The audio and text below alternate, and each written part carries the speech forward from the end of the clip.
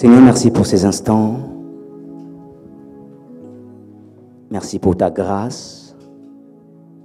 Merci pour la présence de mon frère. Merci pour la présence de ma sœur. Seigneur, quand je me tiens en ce lieu, je suis toujours tremblant. Ce soir, je ne sais pas quoi dire, mais je me laisse simplement conduire par toi, Yahweh. Viens édifier ton peuple, ô Dieu. Que mon intelligence, Seigneur, s'abaisse, disparaisse, et que toi-même tu puisses prendre le contrôle.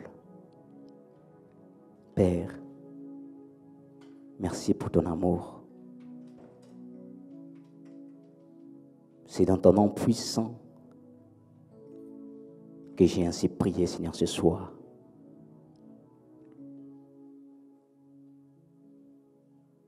Jéhovah est son nom.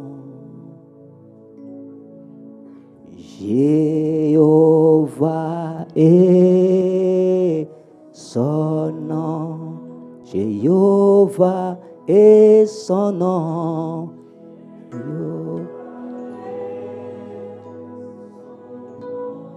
Jéhovah est son nom.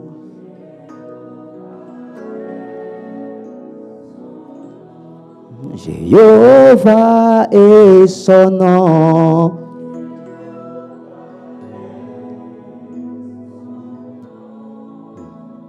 Jéhovah est son nom.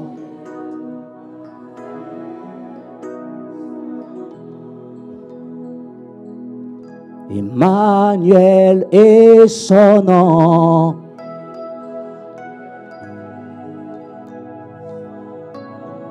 Emmanuel est son nom.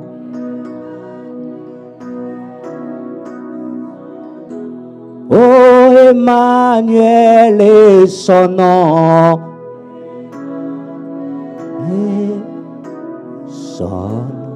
Oh, Emmanuel est son nom.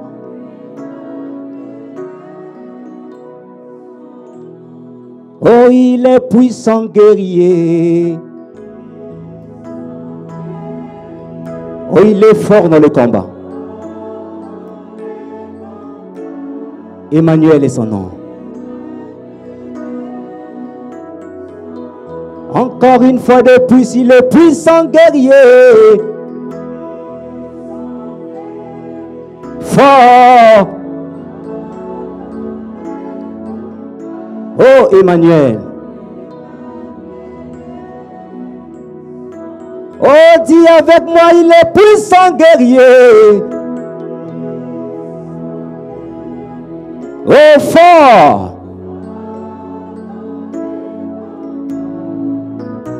Emmanuel est son nom.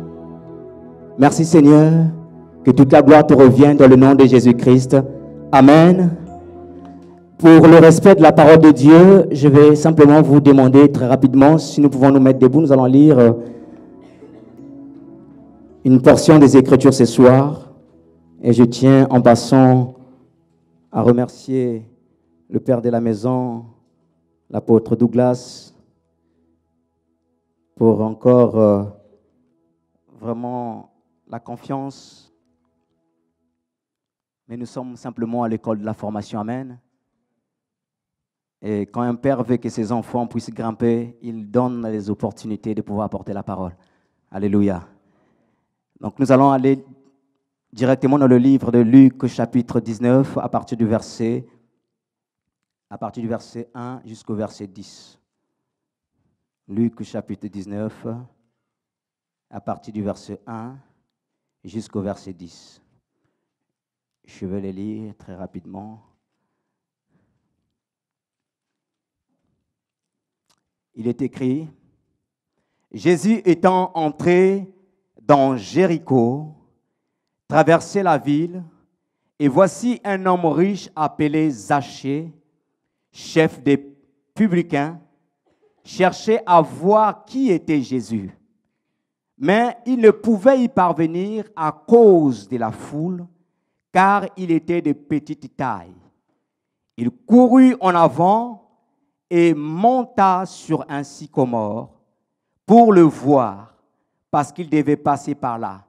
Et lorsque Jésus fut arrivé à cet endroit, il leva les yeux et lui dit, « Zachée, hâte-toi de descendre, car il faut que je demeure aujourd'hui dans ta maison. » Et Zachée se hâta de descendre et le reçut avec joie.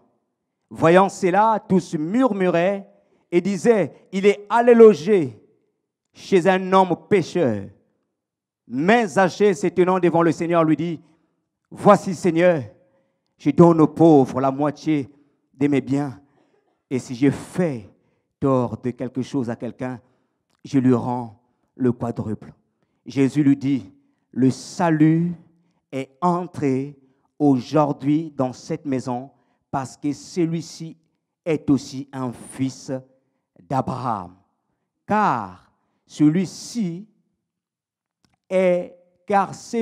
car le Fils de l'homme est venu chercher et sauver ce qui était perdu. » Parole du Seigneur. Je vous prie de prendre place. Depuis le dimanche, chers bien-aimés, le pasteur a introduit une nouvelle série d'enseignements dont il a intitulé « La visitation divine ». Et dimanche, nous avons été bénis par un message dont le thème était « J'entends un bruit qui annonce la pluie ». Et le mardi aussi, il a brossé dans le même sens en nous apportant ce que Jézabel a apporté dans la société israélite et ce que le prophète Élie, le Tishbite, a aussi apporté. Alléluia. Et c'est dans cette même lancée que ce soir que j'aimerais vous apporter une courte exhortation, toujours dans la visitation divine, mais j'ai choisi ce soir pour thème les 4 choses à faire pour activer la visitation divine afin de posséder son héritage. Alléluia. 4 choses à faire pour activer la visitation divine afin de posséder son héritage. Est-ce que tu peux m'aider à dire à ton voisin, tu dois posséder ton héritage? Oh, dis à une deuxième personne que tu dois posséder ton héritage. Oui, bien-aimé, nous avons un héritage en Jésus-Christ et que nous devons à tout prix les posséder. Mais pour les posséder, nous avons besoin d'être divinement visités. Amen. La visitation divine va nous permettre d'entrer en possession des bénédictions que le Christ, que Dieu nous a réservées en Christ. La Bible déclare que nous avons été greffés en Jésus-Christ pour être bénéficiaires des promesses d'Abraham. Mais aussi longtemps que nous ne sommes pas ou nous ne serons pas visités divinement, il nous serait impossible, voire difficile, de saisir ces promesses-là. La visitation divine s'opère dans plusieurs domaines. Certaines personnes veulent voir le Seigneur dans le domaine des finances. Ils veulent être visités dans le domaine des finances. D'autres veulent être visités dans le domaine du travail. Certains veulent être visités dans le domaine des affaires. D'autres personnes auront besoin d'être visitées dans le domaine spirituel, dans le domaine de l'onction, dans le domaine des dons. La visitation divine. Plusieurs domaines. Mais lorsqu'on fait la conclusion, ou encore lorsqu'on regarde les domaines dans lesquels que Dieu, le domaine que nous cherchons que Dieu nous visite, en fait, Dieu nous l'a déjà donné en Christ. Alléluia. Ce que tu recherches aujourd'hui, Dieu l'a déjà placé en Christ. Mais la seule chose que nous devons faire, c'est d'entrer en Christ et de les posséder. Alléluia. Mais je suis certain que certaines personnes sont en train de me dire, mais je suis déjà en Christ, mais je n'ai pas encore possédé. Oui, frère, il arrive, évidemment, que dans notre marche chrétienne, que nous ne voyons pas de choses que nous espérons voir. Parce que la marche chrétienne est une marche de combat, de lutte. Un chemin que le Seigneur lui-même a parcouru lorsqu'il était sur cette terre. Donc il y a certaines choses, malgré que nous sommes en Christ, nécessitent plusieurs éléments à mettre en place afin que nous puissions les posséder. Et c'est pourquoi ce soir, je suis venu pour encourager quelqu'un, vous partager les 4 choses à mettre en place pour activer la visitation divine afin d'entrer dans ton héritage. Je ne sais pas qu'est-ce que tu es en train de chercher en ce moment. Je ne sais pas quelle est ta situation. Qu'est-ce que tu traverses en ce moment. Quelle est la chose que tu souhaites que le Seigneur te visite. Mais je prie simplement que Dieu, à travers ces 4 éléments que nous allons voir ce soir, que cela puisse t'aider à attirer ou à activer la visitation divine sur ta vie et que tu puisses, avant la fin de l'année, saisir ta bénédiction. Alléluia. Et nous avons lu tout à l'heure dans le livre de Luc, chapitre 19, versets 1 à 10. La Bible nous parle ici d'un homme qui s'appelle Zachée. Zachée portait un nom qui était prophétique. Un nom qui révélait quelque chose de divin. Zachée était un chrétien dans la préscience de Dieu. Mais dans le temps réel, Zachée ne l'était pas encore. Ou Zachée ne vivait pas encore son héritage. Lorsque Zachée est venu dans ce monde, ses parents lui ont donné le nom de Zachée qui signifie pur ou encore qui signifie juste. Un nom qui révèle l'identité même d'un chrétien. Mais pendant que Zachée vivait ses jours sous la terre, Zachée ne manifestait pas son identité. Alléluia. Frères et sœurs, j'aimerais revenir sur un point avant de pouvoir avancer. C'est que lorsqu'on parle de l'héritage, tout de suite les gens pensent à l'argent. Tout de suite les gens pensent aux affaires. Mais ce soir, mon message ne sera pas centré sur le business, sur l'argent, sur le matériel ou les voitures. Parce que nous avons un héritage qui est plus grand que le matériel. Nous avons un héritage qui est plus grand que les voitures. Parce que Christ n'est pas venu mourir pour que nous ayons les voitures. Il n'est pas venu mourir pour que nous ayons les maisons. Et lui-même, il n'avait même pas de maison. Alléluia. Mais nous avons, au-delà de cela, beaucoup des hommes dans ce monde ont des voitures, des maisons, mais ils ne dorment pas la nuit. Mais j'aime cette parole de l'apôtre Paul qui disait à Timothée, si nous avons seulement de quoi manger ou de quoi nous vêtir, cela nous suffit. Car nous n'avons rien à porter dans ce monde et nous n'emporterons rien. Alléluia. Et donc voilà cet homme, Zachée, un homme riche en Israël, un homme populaire, un homme connu, qui porte un nom prophétique, mais qui est un chrétien dans la préscience de Dieu. Dieu connaissait Zachée. Mais Zachée vivait une vie qui ne correspondait pas à son identité, qui ne correspondait pas à son héritage. Mais il a fallu que Zachée soit divinement visité afin qu'il entre dans son héritage. Alléluia. Zachée était un publicain. D'autres versions de la Bible disent que Zachée était le chef des publicains. Les publicains, c'était des hommes qu'on appelait les collecteurs d'impôts en Israël. À l'époque de Jésus, pour des raisons politiques, les Romains avaient choisi de vendre des gros parts d'impôts à des hommes riches. pour ne pas être en confrontation avec le peuple. Donc, ils ont préféré que, de doter une stratégie pour ne pas qu'il y ait de scandale dans la ville. Donc, ils prenaient des parts d'impôts de certaines contrées, ils vendaient à des hommes riches. Par exemple, le ministre des Finances en France va décider de vendre les impôts de la ville de Villeneuve-le-Roi à un homme riche.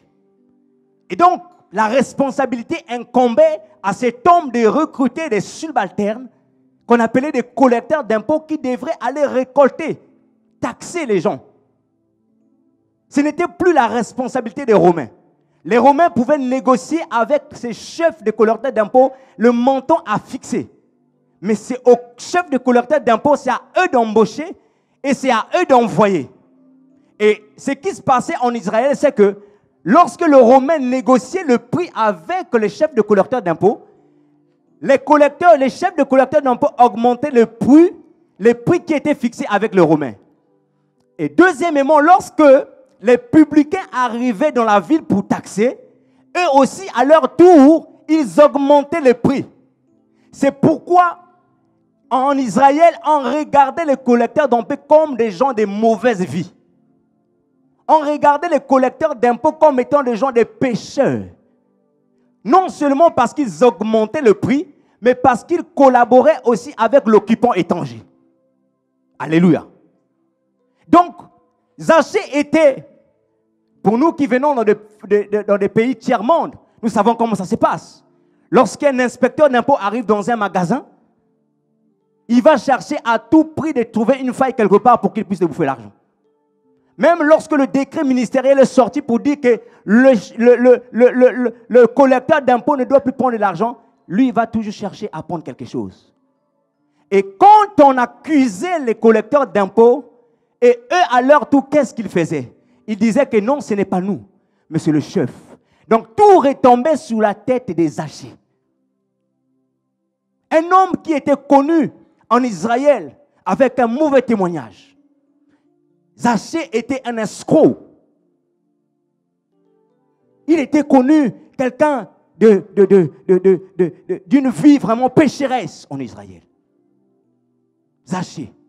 Mais il y a quelque chose qui va se passer en Israël, c'est que Zachée va entendre parler d'un homme. Zachée, on avait certainement marre de voir la vie qu'il était en train de mener. Zachée avait soif peut-être de posséder son héritage. Mais qui pouvait sauver Zachée? Qui pouvait le délivrer dans sa situation? Il en avait marre. Mais il a entendu quelqu'un. Lui qui était riche. Lui qui était un filon dans la ville de Jéricho. Mais il entend parler d'une personne qui n'est pas riche. Qui n'est pas un filon politiquement. Mais un homme qui a un bon témoignage. Les gens parlaient de cet homme-là, qu'il était capable de changer les vies mauvaises en vies bonnes.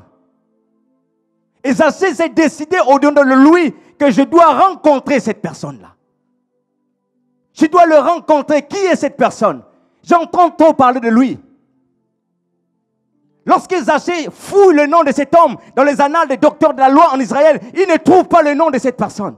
Lorsqu'il va fouiller dans les annales de l'école de Hillel, toutes les écoles de théologie en Israël, il ne trouve pas le nom de cette personne. Mais il dit, quelle est cette personne-là que j'entends dans tout Israël?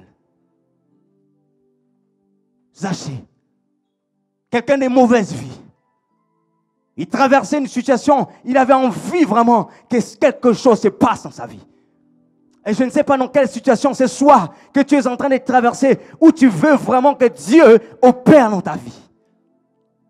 Et l'église est remplie de beaucoup de Zachée. Des hommes et des femmes qui se disent chrétiennes, mais qui ne manifestent pas leur identité en Christ. Zachée, dans la préscience, il était Dieu, mais Zachée ne manifestait pas l'identité. Zachée était dans la fraude. C'était un escroc. Mais il avait besoin de rencontrer une personne. Et dans la marche des Zachée, pour rencontrer cette personne, il va poser 4 actes ou 4 choses que ce soir que j'aimerais vous partager. La première des choses, quand vous lisez l'histoire des Zachée, vous allez constater que Zachée était déterminé et persévérant de voir le Seigneur Jésus. Alléluia. Quand vous lisez du verset 1 du chapitre 19 jusqu'au verset 10, vous allez voir que Zachée était déterminé. Zachée était persévérant. Il avait vraiment envie de voir le Seigneur Jésus. Et ce soir, la première des choses que je suis venu t'annoncer pour activer la visitation divine afin de posséder ton héritage, c'est la détermination et la persévérance. Frère, tu n'arriveras pas sans la détermination et la persévérance. Ce sont deux éléments qui marchent ensemble, qui sont très amis, mais l'un n'a pas forcément besoin de l'autre. La détermination, c'est la ferme assurance. C'est une ferme résolution. La détermination, c'est lorsque tu fixes un objectif et que tu décides de l'atteindre. Ça, c'est la détermination. Dans la détermination, nous allons voir, il y a l'effort, il y a la décision, il y a la volonté. Et la détermination donne naissance à ce qu'on appelle le zèle. Quand on est déterminé dans les choses de Dieu, on est zélé, on est bouillant. Alléluia. La persévérance, c'est l'effort que tu viens mettre malgré les embûches, malgré les obstacles que tu peux rencontrer dans l'objectif que tu t'es fixé. Si ce soir, je t'ai posé une question, quel est l'objectif que tu t'es fixé? Est-ce sous le plan de la guérison que tu t'es fixé un objectif? Seigneur, il faut que je voie ta main. Est-ce que c'est sous le plan du travail? Seigneur, je veux voir ta main.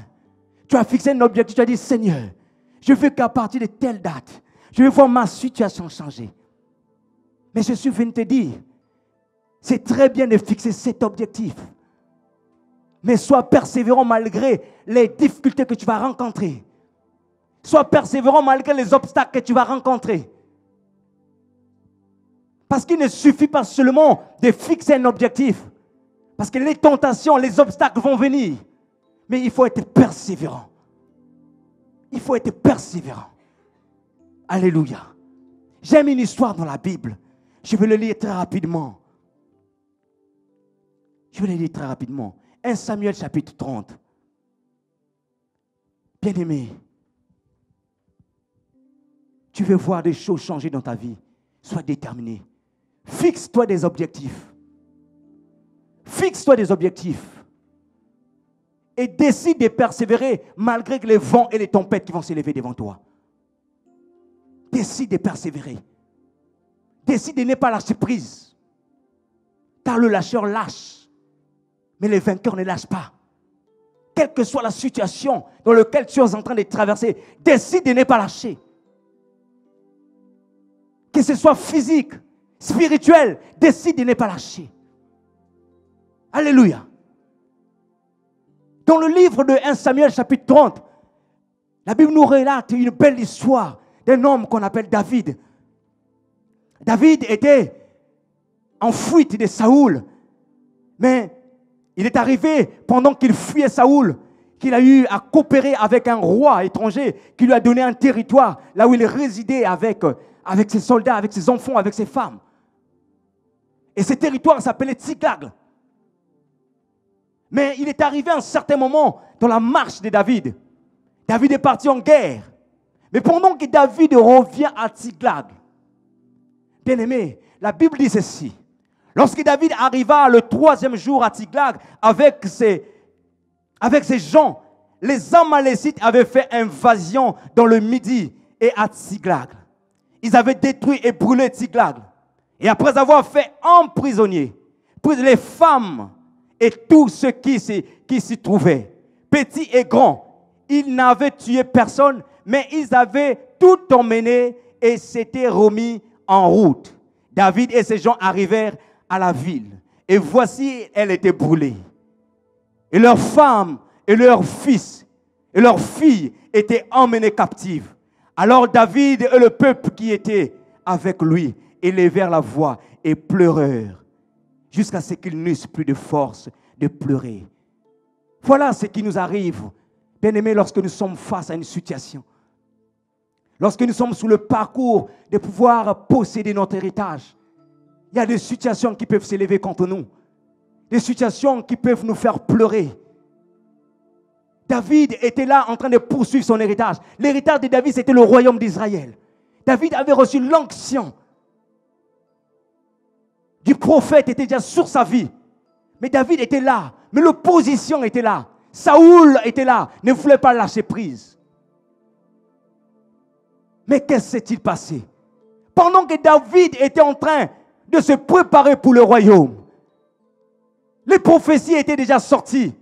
Mais la Bible révèle que les Amalécites ont fait invasion de là où habitait David.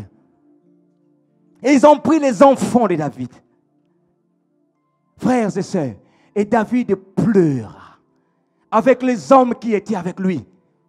Il nous arrive de pleurer des fois. On a dit de bonnes choses sur ta vie, mais tu ne vois pas ces choses-là. Il t'arrive de pleurer dans ta chambre. Il t'arrive de pleurer au travail. Il t'arrive de pleurer aux toilettes du travail. Parce que les choses qu'on t'avait annoncées, tu vois autrement, tu vois différemment. David pleura. Et la Bible révèle encore que les hommes de David se sont tournés contre David et ils voulaient frapper David. Et une grande angoisse s'éleva dans son cœur. Waouh! Mais il y a une belle nouvelle, c'est que, écoutez la suite.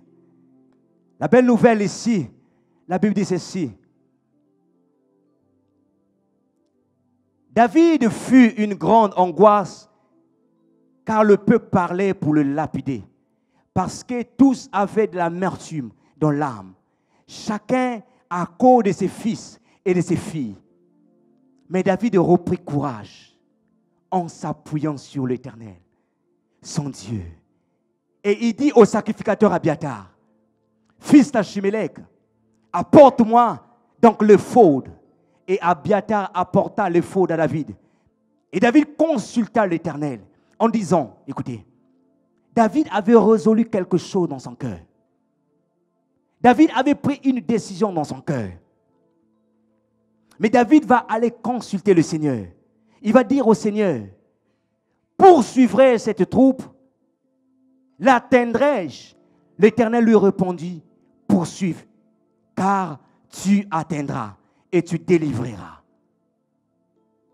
J'aimerais dire à quelqu'un, vous savez, la détermination et la persévérance, ce sont des attitudes qui ne sont pas seulement réservées aux enfants de Dieu. Même les païens, ils ont la détermination dans ce qu'ils font. Les païens, ils ont la persévérance dans ce qu'ils font. Mais ce qui marquera la différence entre toi et le païen, parce que toi, tu as l'Éternel. En fait, c'est que j'essaie de te dire. Donc, ce que tu es en train de poursuivre, ne le poursuis pas toi-même, mais associe l'Éternel. Ça fera de la différence. Écoutez, David était un vaillant guerrier. C'était un homme de guerre. Il avait remporté plusieurs victoires. David pouvait dire, aussitôt même arrivé, quand Siclag était brûlé, David pouvait dire à ses soldats, allons-y, allons combattre.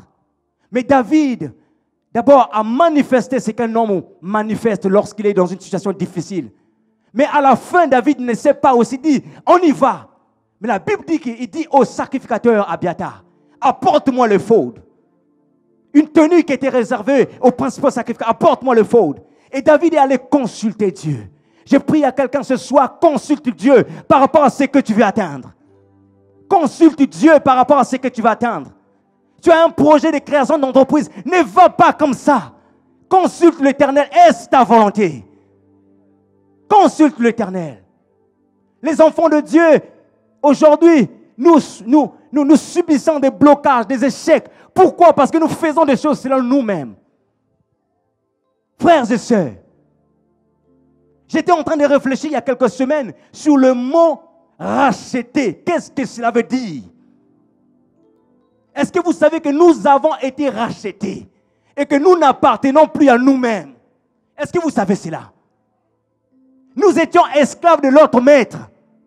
Mais Jésus, par son sang, il nous a rachetés. Nous devenons maintenant propriété de Jésus-Christ. Ça veut dire que nous ne devons plus vivre de nous-mêmes. Non. Nous ne sommes pas devenus libres. Nous avons un maître. Et nous devons demander à ce maître-là, maître, qu'est-ce que tu en penses? Maître, qu'est-ce que tu dis? Est-ce ta volonté que j'y aille? Nous faisons beaucoup de choses aujourd'hui. Parce qu'on s'est dit que c'est la volonté de Dieu. C'est ceci, bien-aimé dans le Seigneur.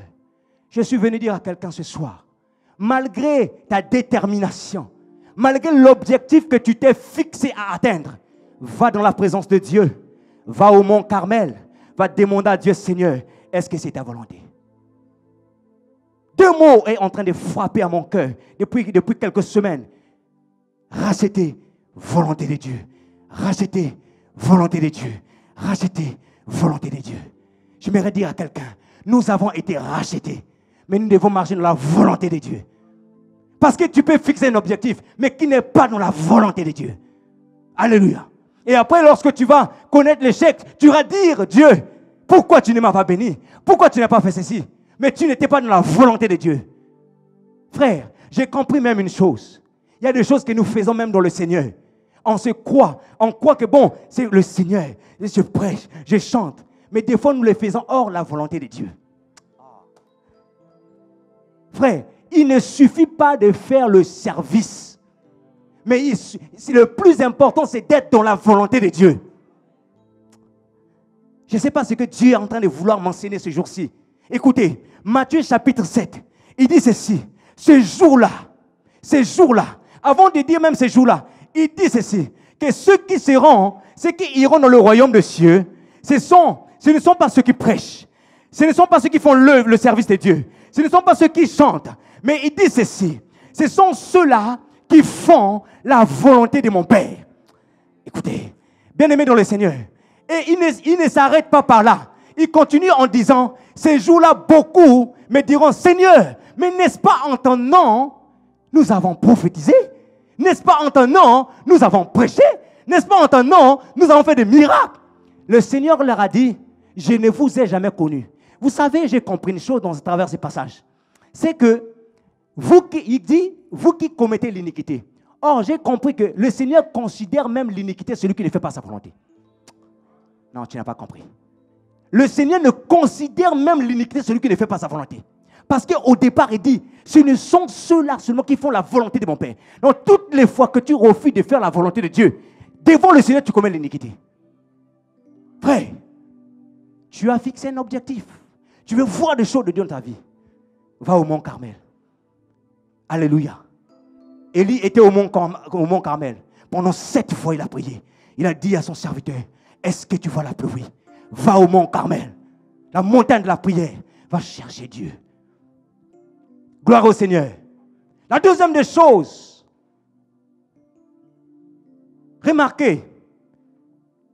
Zachée était un homme riche. Il était chef de collecteur d'impôts. Ça veut dire qu'il recueillait de l'argent. Et je ne pense pas que Zachée recueillait cet argent-là dans la rue. Il avait certainement un bureau.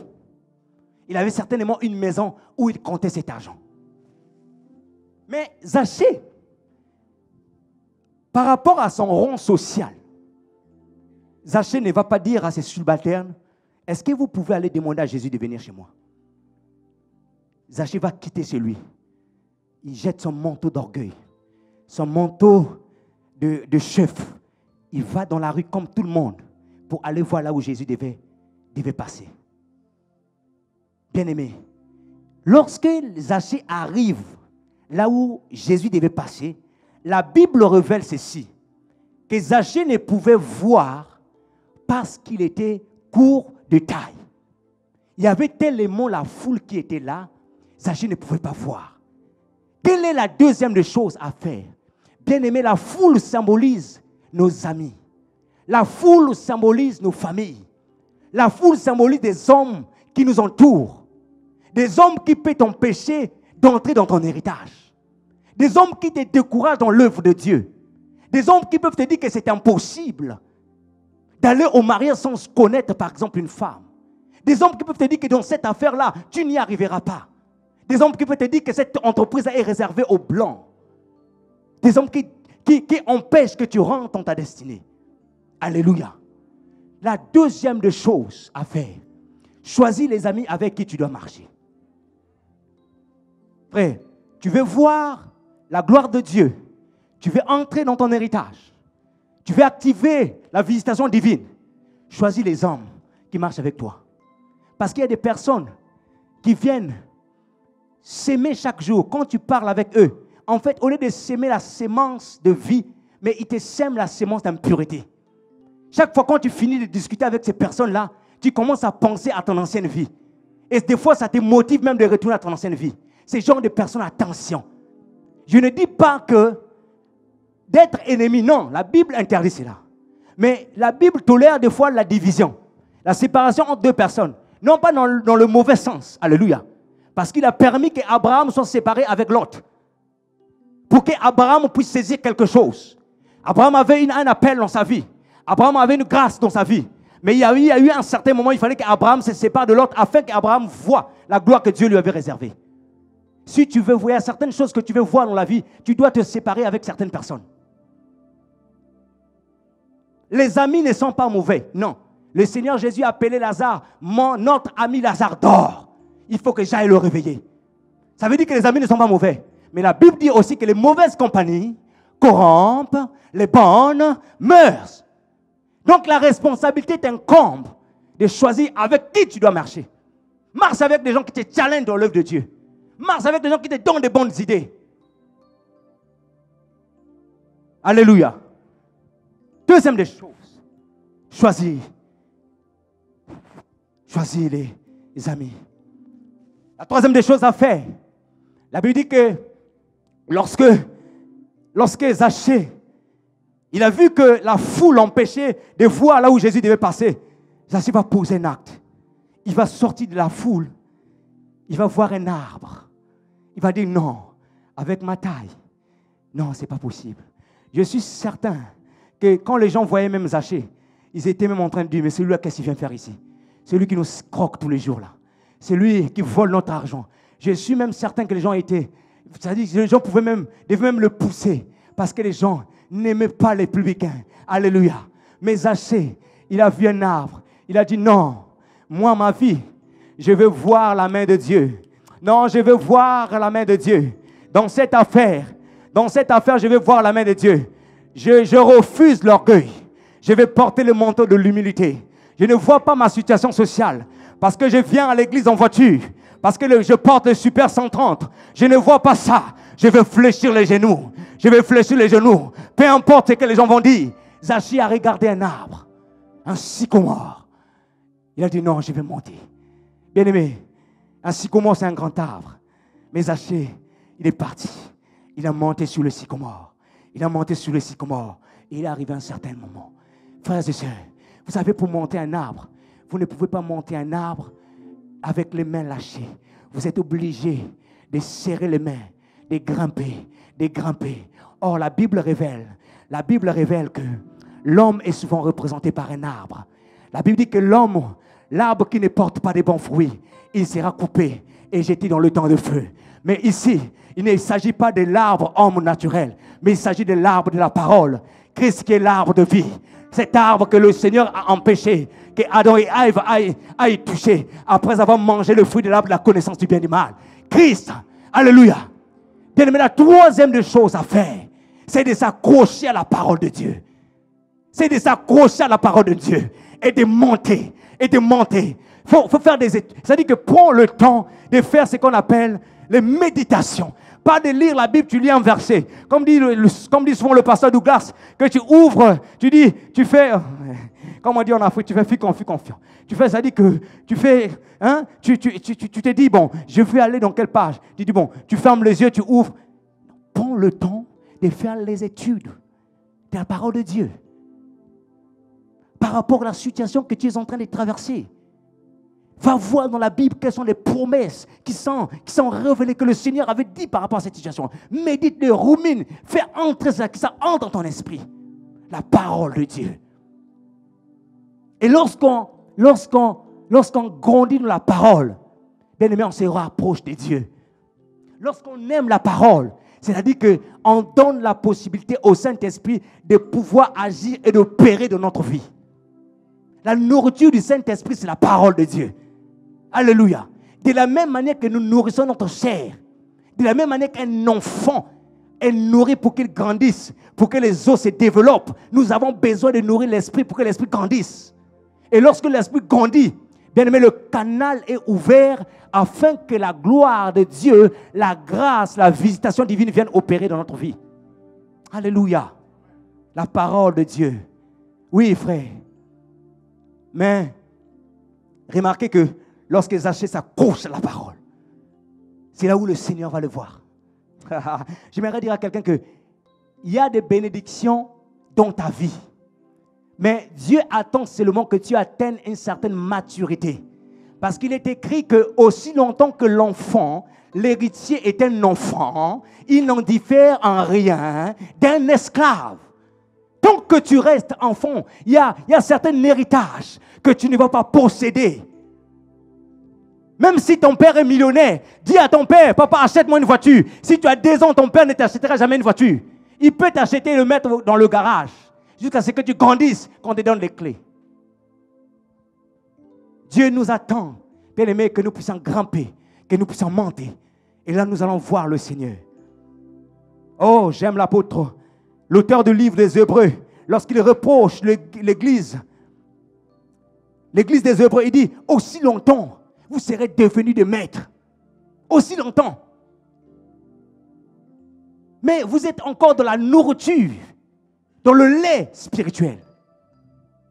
Et l'auteur dit qu'il faut que nous passions à la nourriture solide. Alléluia. Combien de temps tu prends la journée de lire la Bible? Combien de temps? Combien de temps? Certaines personnes, ils ouvrent la Bible seulement à l'église. Ce n'est pas normal.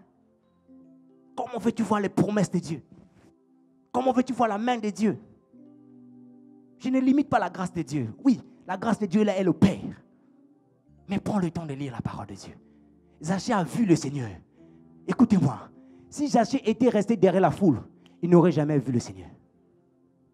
Mais il a fallu que Zachée aille, qu'il monte sur le sycomore et que le Seigneur s'arrête. Il dit, Zachée, aujourd'hui, je rentre dans ta maison. Quand tu monteras, quand tu arriveras à un certain niveau, là où le Seigneur dira, je rentre dans ta maison. Frère, il y a une parole qui vient de mon cœur maintenant, qui est en train de me dire qu'il y a certains ministères, tu n'as pas besoin de faire le bruit de ta publicité. Quand tu atteindras un certain niveau, Seigneur Jésus fera ta publicité. Alléluia. Il y a certaines choses, frère, nous n'avons pas besoin de faire la publicité. Jésus opérait dans le secret, mais sa renommée partait. Il n'a jamais fait l'école de Hillel, de Shammai. Jamais. Aucune école théologique. Mais Jésus, pendant qu'il était de l'autre côté Galilée, Jérusalem, mais à Jéricho, on avait entendu parler de lui. Zachée avait entendu parler de lui. Alléluia. Alléluia. Et quand on monte, on voit le Seigneur, bien-aimé dans le Seigneur. Et la quatrième des choses à faire, la Bible dit ceci. Quand Jésus est rentré dans la vie des Zachée, dans la maison des Zachée, il y a quelque chose qui s'est passé dans la vie des Zachée. Et cette chose-là a fait que Zachée s'est repenti devant le Seigneur. Alors la repentance, c'est une prière. C'est une supplication. Alléluia. La Bible dit dans le livre de Éphésiens chapitre 6 que faites en tout temps par l'Esprit toutes sortes de prières. Alléluia. Bien-aimé, la quatrième des choses, si nous voulons activer la visitation divine afin de posséder notre héritage, c'est de mener une vie de prière. Alléluia. C'est de mener une vie de prière, frère. Même si tu ne te connectes pas à 5 heures du matin, mais aie ta propre vie de prière dans ton foyer. Aie ta propre vie de prière dans ton foyer. Aie la propre vie de prière. Sinon, ce qui peut arriver, c'est quoi? Quand on ne mène pas une vie de prière, ça veut dire qu'on peut saisir ou toucher certains héritages, mais très rapidement, l'ennemi peut venir les voler. Parce qu'on ne veille pas, on ne monte pas la garde de la prière. Gloire à Dieu. 4 choses à faire pour activer la visitation divine afin de posséder notre héritage. Sois déterminé et persévérant dans ce que tu veux voir dans ta vie. Je ne sais pas qu'est-ce que tu veux voir dans ta vie. Je ne sais pas si c'est les papiers, si c'est le changement de statut. Je ne sais pas si c'est le mariage. Je ne sais pas si c'est les enfants.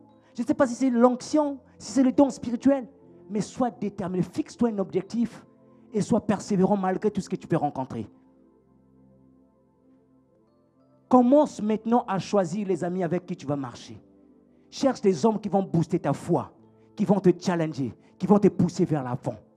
Ne marche pas avec ceux qui vont te dire samedi nous sommes en boîte de nuit. Toi aussi avec ton histoire de Dieu, la laisse ça seulement. Dieu regarde le cœur, viens on va aller danser un peu. Ces genres de personnes vont t'éloigner du Seigneur. Attachons-nous à la parole de Dieu. Prenons le temps de méditation de la parole de Dieu. Quatrième chose, menons une vie de prière. Lorsque on met en pratique ces choses-là, qu'est-ce qui se passe dans la vie? La Bible dit à la fin du chapitre 10, au verset 10, il dit que maintenant le salut est entré dans ta vie parce que toi aussi tu es fils d'Abraham.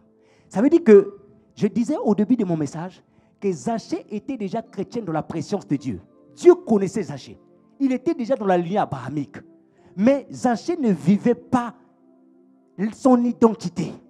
Déjà, son nom révélait l'identité de Dieu. Son nom s'appelait pur et juste. Mais il vivait dans le péché, dans l'escroquerie. Mais il a fallu que la visitation divine entre dans Zachée afin que Zachée retrouve son identité. Alléluia. Afin que Zachée retrouve même les traits de personnalité qu'il devait recevoir de Dieu. Et c'est là où Jésus dit que le salut est entré dans ta maison. Plus que toi aussi tu es fils d'Abraham. Frère, lorsqu'on met en pratique les 4 choses qu'il vient de dire, il y a une bénédiction qui descend. Il y a quelque chose qui descend. Ça peut prendre le temps, mais il y a quelque chose qui descend. Parce que Dieu regarde qu'il n'a pas lâché prise. Mon enfant n'a pas lâché prise. Mon enfant, non, il a abandonné certaines choses. Il a mis de l'ordre dans sa vie. Mon enfant lit la parole. Mon enfant cherche ma face. Comment Dieu ne va pas descendre, frère? Ça peut prendre du temps, mais je vous garantis que ça paye. Je vous garantis que ça paye, mes amis. Le salut est entré dans la vie des Zachée. Alléluia. Beaucoup de choses à dire, mais je préfère m'arrêter là pour ce soir. Je préfère m'arrêter là pour ce soir. Je ne sais pas dans quelle situation que tu es. Je ne sais pas dans quel domaine que tu as envie de voir Dieu dans ta vie. Mais je t'en supplie. On ne vient pas pour démontrer la connaissance. Si le temps a été permis, je pouvais vous donner 2 témoignages. J'aime donner des témoignages quand j'ai fini de prêcher pour ne pas faire croire aux gens que ce sont des théories que nous avons lues dans les livres. Ce message que je viens de vous donner, c'est une révélation lorsque j'ai traversé une situation difficile. Et dans ma marche, j'ai vu la main de Dieu dans toutes ces choses que je viens de vous dire. Et j'avais broché ce message que j'avais imprimé en 2014. Mais à l'époque, je l'avais intitulé « Les 5 clés de la marche chrétienne vers un changement véritable ». Frères et sœurs, ce que je viens de vous dire là, je l'ai expérimenté. Je ne dis pas que peut-être dans tous les domaines. Il y a des domaines que je suis encore en train de persévérer. Mais je t'invite ce soir. Je t'invite ce soir. Quand j'étais en train de méditer, pendant que l'homme de Dieu m'avait dit que je devais exhorter, j'étais en train de méditer, ça bouillonnait dans mon cœur. C'est pourquoi j'ai apporté cela ce soir. Alléluia. Je n'ai même pas eu le temps, je vous garantis, de préparer le message. Mais simplement, j'ai dit à Dieu, Seigneur, mets l'ordre dans mes pensées pour que ton peuple reçoive quelque chose. Alléluia. Nous allons simplement nous mettre debout. Nous allons prier, bien-aimés dans le Seigneur.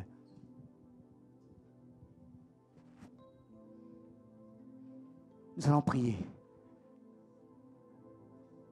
Je ne sais pas dans quelle situation que tu es, mais tu vas dire simplement, chanter avec moi ce chant qui dit, fais quelque chose dans ma vie, Seigneur.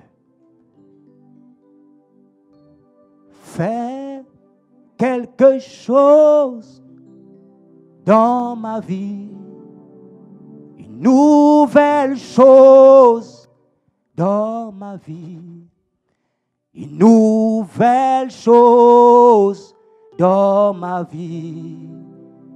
Seigneur, fais quelque chose dans ma vie. Fais quelque chose dans ma vie. Pendant que tu es en train de chanter, élève en même temps une prière au fond de ton cœur. C'est une requête que tu es en train d'adresser à Dieu. Ne le chante pas pour chanter, mais chante parce que tu as envie de voir quelque chose. Fais quelque chose dans ma vie.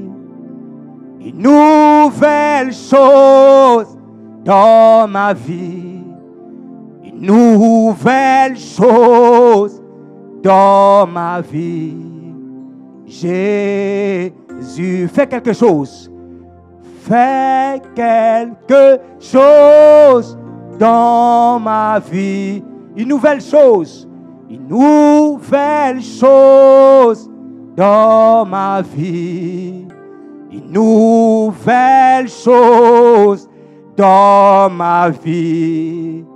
Seigneur, encore une fois de plus, fais quelque chose.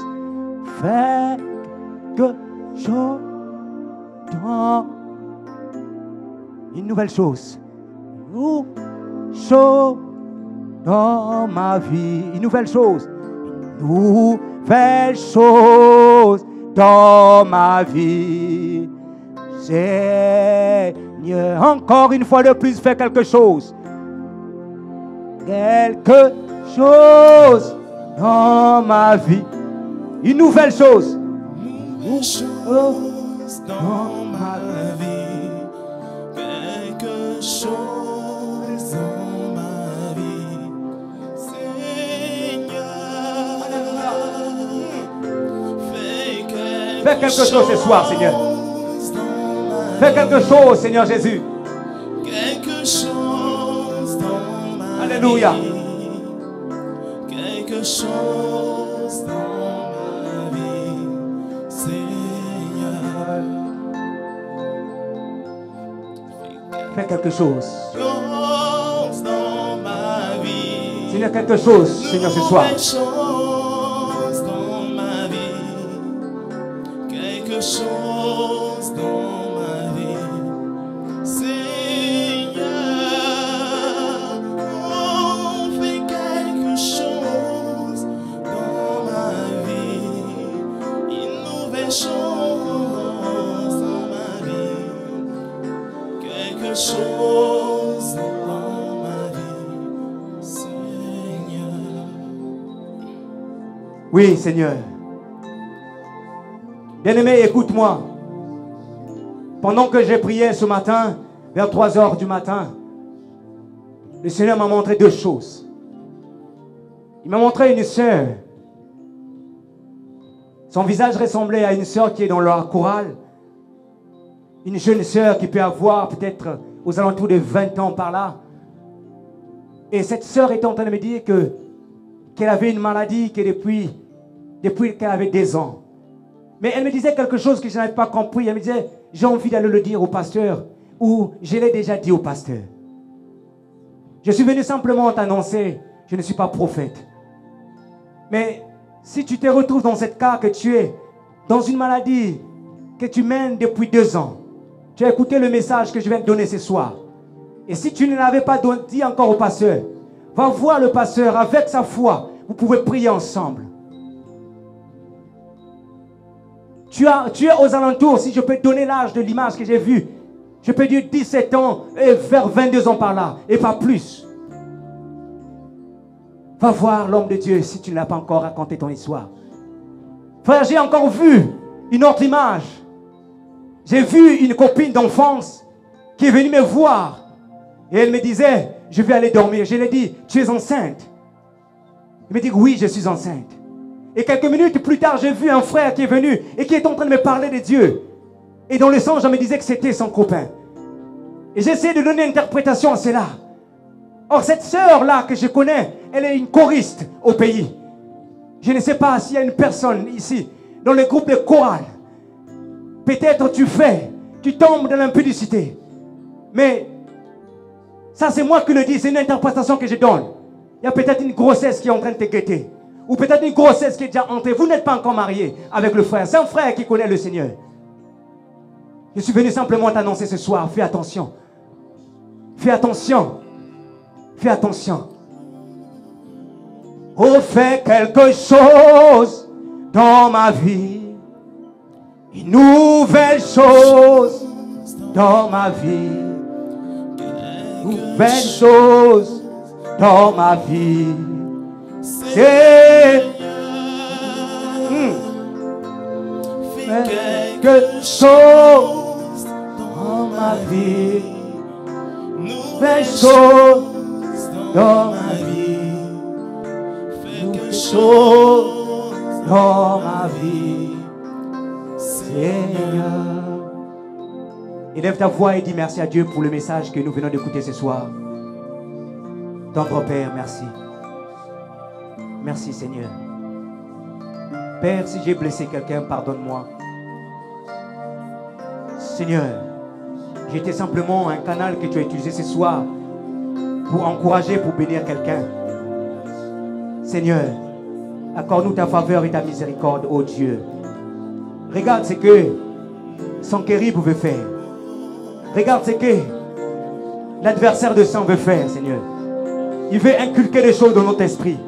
Il veut inculquer des choses dans notre âme. Il veut inculquer des choses dans notre cœur. Seigneur, nous implorons simplement ta grâce. Nous implorons simplement ta miséricorde. Regarde nos souffrances, Seigneur. Viens faire quelque chose de nouveau, éternel. Tu as promis à Jacob, tu as dit, je mettrai mon esprit sur ton peuple. Tu mettras ton esprit, papa. Tu as dit, Seigneur, viens visiter ton peuple. Viens visiter ton peuple, Seigneur. Seigneur, si ce sont les papiers, oh Dieu, visite quelqu'un. Si ce sont les papiers, visite quelqu'un, Seigneur.